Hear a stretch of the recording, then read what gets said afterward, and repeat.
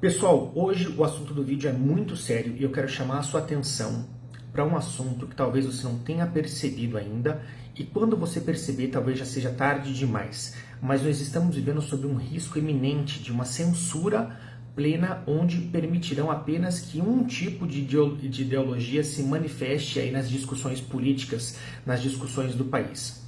Hoje existem basicamente 4 grandes veículos que tem um viés conservador de direita em meio a uma hegemonia quase que total da esquerda nos meios de comunicação.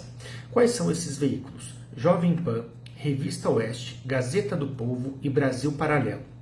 Pois bem, ontem a Jovem Pan recebeu uma condenação do TSE, Tribunal Superior Eleitoral, com o voto do ministro Alexandre de Moraes, que tem agido de uma maneira assim a sabotar de todas as formas possíveis a campanha do Bolsonaro. E aqui eu não quero saber se você é Lula ou se você é Bolsonaro, não quero fazer um juízo de valor entre conservadores e progressistas. Eu acho que são duas visões de mundo que devem ser discutidas, que a gente acho que se enriquece nessa discussão. Então, o objetivo aqui não é falar sobre o Lula ou sobre o Bolsonaro, mas sobre princípios de liberdade de expressão que fundamentam uma democracia. Então, muito cuidado você que comemora ou se silencia diante de fatos como esse que eu vou narrar agora, porque amanhã o chicote muda de mão e você vai acabar sendo a vítima também. Pois bem, ontem a Jovem Pan recebeu o comunicado do TSE, onde os comentaristas estão simplesmente proibidos a utilizarem termos como ladrão ou corrupto ao mencionar o Lula, sob pena de multa diária de R$25 mil e direito de resposta para o candidato. Ou seja, todos os comentaristas ficaram revoltados com a decisão, não com a direção da emissora também, que engoliu seco isso, mas nesse momento estrategicamente orientou os seus comentaristas a não utilizarem essas palavras proibidas, ou seja, uma censura. Você não pode, comentarista não pode associar essas palavras descondenado, coisas assim, uma atitude típica de uma ditadura realmente, onde você não tem essa liberdade de expressão. E a partir disso, puxou-se o fio para vários outros casos. O Brasil Paralelo, a produtora Brasil Paralelo, que se você não conhece, ainda recomendo que você se informe. Eles fazem documentários maravilhosos, de um nível altíssimo, tem um serviço de streaming.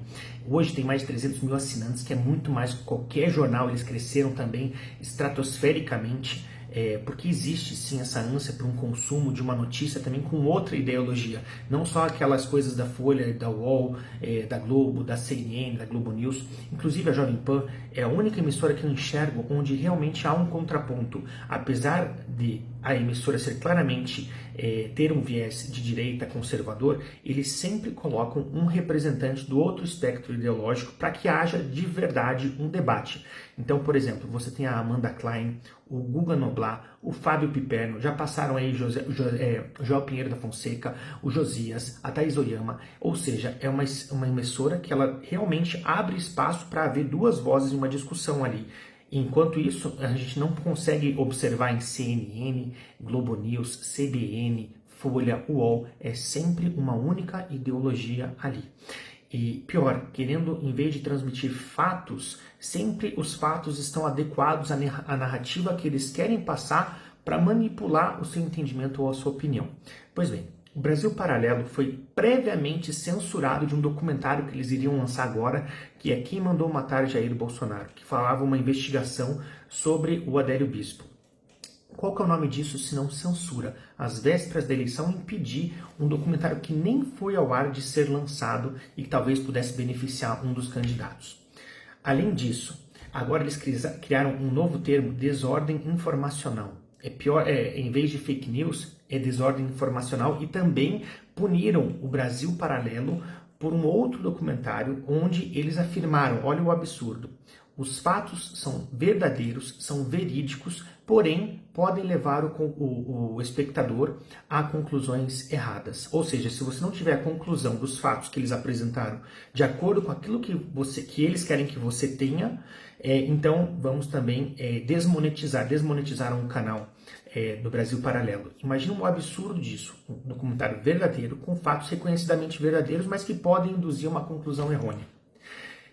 Da mesma forma, se você não pode usar esse termo corrupto ou ladrão pro Lula na Jovem Pan, os comentaristas estão com razão revoltadíssimos, assim, vivendo sob uma plena censura, com um sentimento realmente de uma ditadura, onde eles não podem se expressar livremente, tem que tomar cuidado com as palavras.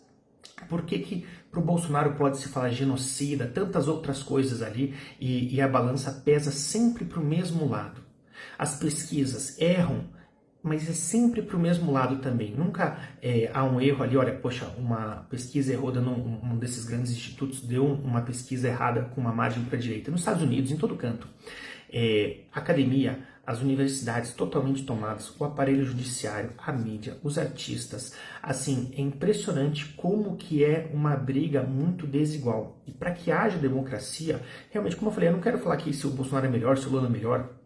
Vote em quem você quiser, em quem você achar que deve, mas eu estou falando de princípios. Para que haja uma democracia, de fato, é necessário que haja equiparidade nessa batalha, e não simplesmente todo um establishment, todo um sistema tentando minar as chances de um outsider que quebrou o sistema ali, que foi o Bolsonaro, e colocar os dois, e você dá um estilingue para um lutar e o outro você dá uma metralhadora. Então, e daí fala, ó, tá aqui a democracia, são dois lados, vocês escolham. É essa a sensação que passa. Gazeta do Povo também foi censurada. Tem outros youtubers e influenciadores também. Bárbara do canal Te Atualizei. Ela, poxa, mulher super simples ali. Hoje ela é bem famosa já porque explodiu, mas gravava os videozinhos caseiros na casa dela, ali de um jeito amador, mas com muita criatividade, muita inteligência. Teve o seu canal desmonetizado e até hoje não sabe por quê. Você não tem acesso aos seus atos. Simplesmente, olha, você feriu as diretrizes. Tá, mas qual diretriz que eu feri? Deixa eu entender. Eles não apresentam. Então, o assunto é muito sério, mas o que me surpreende mais é o silêncio da Associação Brasileira de Jornalistas. Eu sou formado em jornalismo. Assim, 95% da minha turma também são esquerdistas, por exemplo. Na época não se discutia tanto quando a gente se formou, mas hoje a área de humanas em geral é tomada totalmente assim. Não se permite um diálogo, um debate de ideias realmente. Ou você teve a Júlia, estudante de História da Federal do Rio de Janeiro também, que foi covardemente perseguida simplesmente por não compactuar com essa ideologia da maioria da sala dela.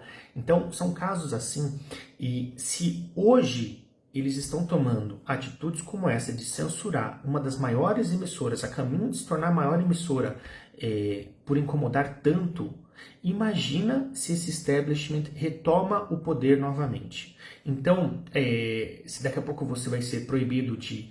Imagina, se mesmo com o Brasil Paralelo apresentando um documentário com fatos verídicos reconhecidamente, mas que podem levar a conclusões erradas, você percebe o tamanho do absurdo disso? Eles querem controlar que tipo de conclusão você vai ter. Enquanto que o documentário lá da Dilma, do impeachment também, nunca houve qualquer retaliação jurídica ou do Estado em relação a ele. Então, preste atenção no que está acontecendo, que isso é muito sério. Acompanhe a Jovem Pan, sigam o Brasil Paralelo, assinem a Gazeta do Povo, prestigiem a Revista Oeste. Você que quer lutar por esse direito da livre expressão, da liberdade de expressão, quer apoiar esses veículos que, como guerreiros aí, lutam contra uma maioria de todos os lados ali. Como eu falei, procura na Globo News se você acha alguém pró-governo para debater com os comentaristas. Pergunta na CBN, tenta achar na CNN se tem alguém ali que defende o ponto de vista do governo, das conquistas que o governo teve, das coisas que estão acontecendo. A Jovem Pan, sim, abre espaço para pessoas que criticam duramente o Bolsonaro e o governo. E ali eles debatem e daí o leitor, o telespectador, ele tira a sua própria conclusão. Agora, você chegar à véspera de eleição, censurar um documentário, desmonetizar canais sem justificativa, censurar uma emissora onde não se pode mais falar que o Lula foi corrupto, sendo que tem várias provas. Esse negócio de que foi inocentado é a maior fake news de todos os tempos. Aí simplesmente o processo foi anulado e voltou no início por causa dos amigos dele do STF, e depois prescreveram. Então é o mesmo princípio, aquele cara que estuprava, o anestesista que estuprava as grávidas no parto. Se o Fachin fosse e falasse para ele, não, agora você não está mais condenado porque o seu julgamento não correu no foro correto, correu em São Paulo e tinha que ter sido no Rio de Janeiro. Você mandaria a sua esposa fazer o parto com um cara desse? É essa a lógica que eu tenho. Então, se agora, véspera de eleição, não sei se é também uma reação, talvez, porque o Bolsonaro está se crescendo nas campanhas, eu já vi o blog do Noblar, é um dos maiores críticos do Bolsonaro, talvez admitindo que o Bolsonaro tem grandes chances de ganhar essa eleição e estão num desespero ali com essa subida, com essa caída do Lula, com tudo que está acontecendo, e esse é o sistema esperneando num desespero, ou se eles realmente ganharem, aí me preocupa muito questões em relação à liberdade de expressão, à democracia, tantas coisas aí que falaram que o Bolsonaro ia acabar e pelo contrário, ele foi o maior defensor das liberdades e isso tem que ser reconhecido, da liberdade individual de cada um, durante a pandemia, de ir e vir, se quer tomar vacina ou se não quer, de trabalhar, de tantas coisas assim. Então, eu não queria estar tendo que me manifestar aqui em relação a isso, mas como eu falei, não critico você se você é a favor do Lula, não sou esse cara que demoniza quem vai votar no Lula, ou quem é de esquerda, ou quem é progressista.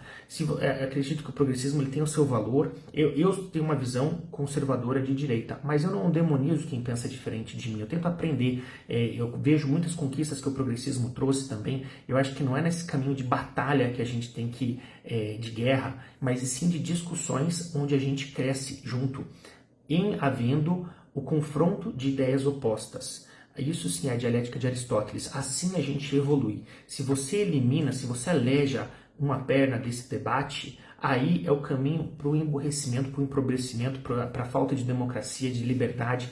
E é assim que começa e eu acho que é assim que as grandes nações vão sucumbindo. Parece que é teoria da conspiração, que eu estou sendo muito alarmista, mas imagine, se a Jovem Pan, com todo o peso que eles têm, estão tendo que passar por isso nesse momento, agora, que eles não estão no poder, pelo menos na presidência, porque no STF e em várias outras estranhas já estão com o tentáculo.